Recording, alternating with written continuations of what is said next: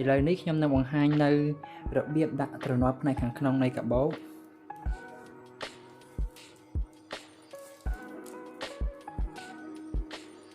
ខ្ញុំនឹងវាស់ជូនពីទំហំមាត់ខាងលើ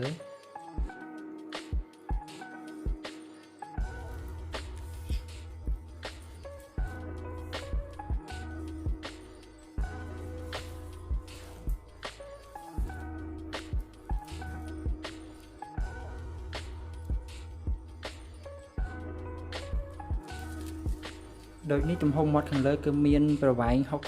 60 សង់ទីម៉ែត្រដូច្នេះនៅពេលដែលយើងកាត់ទ្រនាប់ផ្នែកខាងក្នុងគឺយើងកាត់ឲ្យវែងជាងមាត់កាបូបនេះបន្តិចខ្ញុំនឹងវាស់ជូន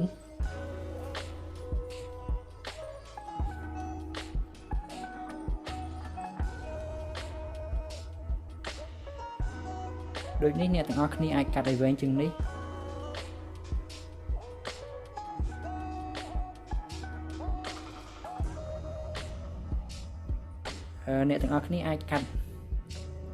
អ្នកទាំងអស់គ្នាអាចកាត់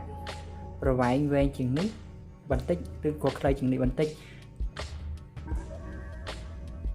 ធ្វើម៉េចកុំឲ្យតាខាងក្នុងកាបូបយើងគឺមានលក្ខណៈចង្អៀតនៅពេលដែលយើងដេរទ្រនាប់ផ្នែកខាងក្នុង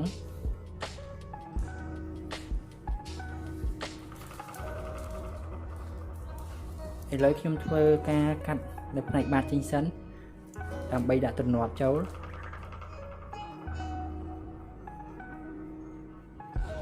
ឥឡូវនេះខ្ញុំបានកាត់តួកាបូបចេញពីបាតកាបូបរួចហើយនេះគឺជាចំណុចដែលខ្ញុំបានចងដៅតាំងពីដំបូងមកដូច្នេះនៅពេលដែលបងប្អូនកាត់នៅធ្នេដានអំបញ្ញមិញគឺបងប្អូនកុំកាត់នៅសរសៃអំបោះទាំងពីរនេះព្រោះវាជាចំណុចកណ្ដាលដែលសម្រាប់យើងភ្ជាប់ពីបាតនឹងតួកាបូបឥឡូវនេះខ្ញុំនឹងដាក់ជើងជម្រើនៃកាបូបសិនដាក់ចំណុចណាក៏បានដែរឲ្យតែអ្នកទាំងអស់គ្នាគិតថាសម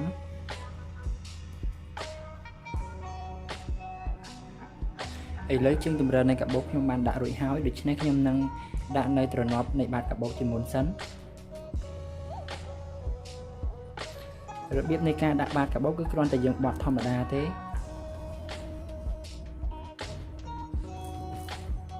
គឺយើងធ្វើការបត់បែបនេះហើយគឺយើងធ្វើការបត់តាមកែមនេះអ្នកទាំងអស់គ្នាអាចប្រើដង្កៀបនេះគៀប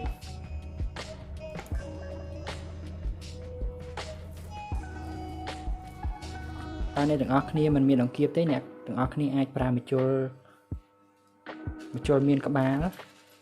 គឺម្ជុលប្រភេទនេះ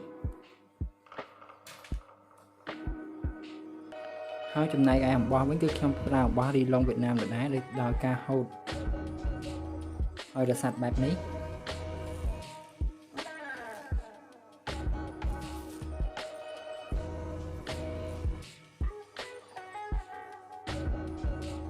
ទៅពេលដែលអ្នកទាំងអស់គ្នា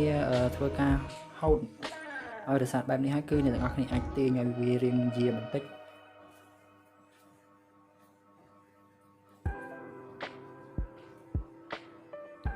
ឥឡូវខ្ញុំនឹងធ្វើការដាននៃបាតកាបូប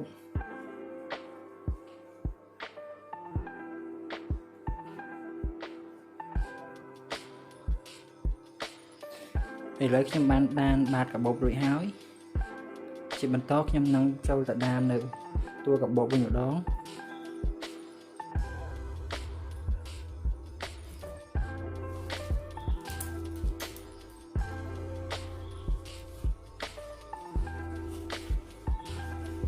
ចំពោះទ្រនាប់ខាងក្នុងនេះបើសិនជាបងប្អូន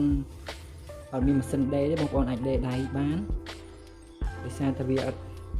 មានអីជាការលំបាកក្នុងការដេរទេបន្ទាប់មកគឺយើងសេរីធ្វើម៉េចឲ្យផ្នែកកប៉ាល់ខាងក្នុងគឺនៅចំកណ្ដាលទាំងសងខាង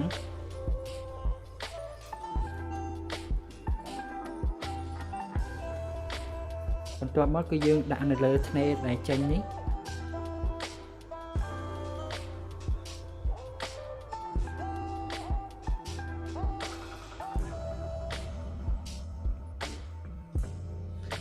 ឥឡូវខ្ញុំនឹងចាប់ផ្ដើមធ្វើការដាននៅតួកាបូបរបស់យើង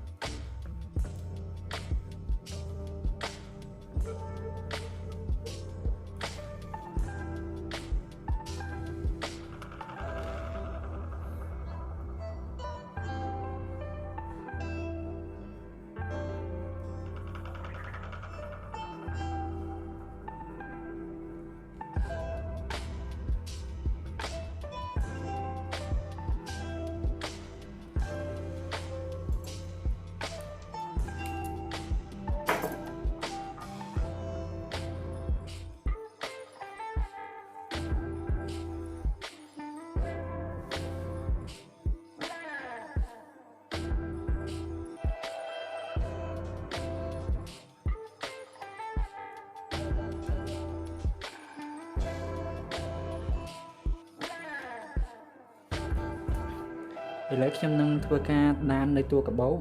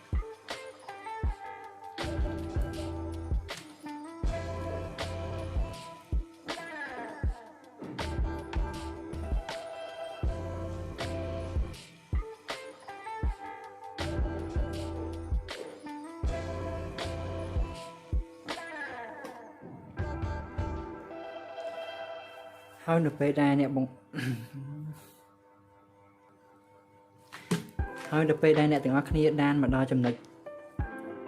គៀនខាងនេះហើយនៅពេលដែលអ្នកទាំងអស់គ្នាដានមកដល់ផ្នែកខាងគៀននេះគឺអ្នកទាំងអស់គ្នាទុកវាចោលសិនគឺយើងមកចាក់ផ្នែកខាងនេះម្ដងផ្នែកចំហៀងគឺយើងមកចាក់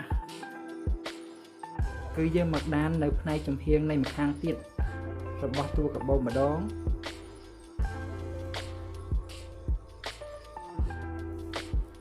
ហើយសេរីធ្វើម៉េចឲ្យរូបនៅចំកណ្ដាលហើយផ្នែកនេះសល់គឺយើងចាំយើងខ្ជប់វាតាមក្រោយ